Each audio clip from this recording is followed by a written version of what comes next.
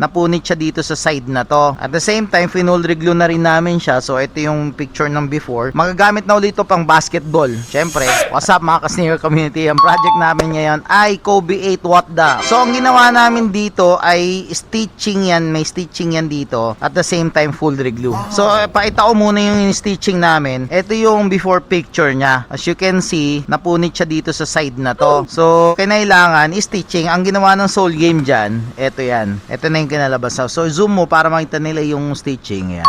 So dito sa stitching na to, ang ginawa namin after namin na stitch ng onte is kinolor pa namin yung stitch na yon para mag-match ng onte dun sa mga color patterns ni Kobe What Da. Okay? Para hindi halata na may stitching. So makikita nyo naman yung difference. Ayan yung may punit siya. Tapos ito yung may tahina. So kahit pa paano hindi na siya halata. Unless mag-zoom in ka. Zoom in mo. Okay.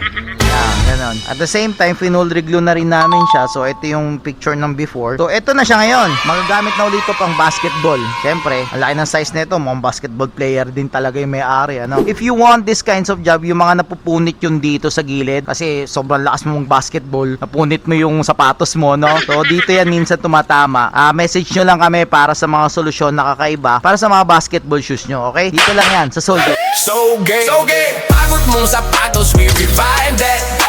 Lakad mo mapigat, we rewind that.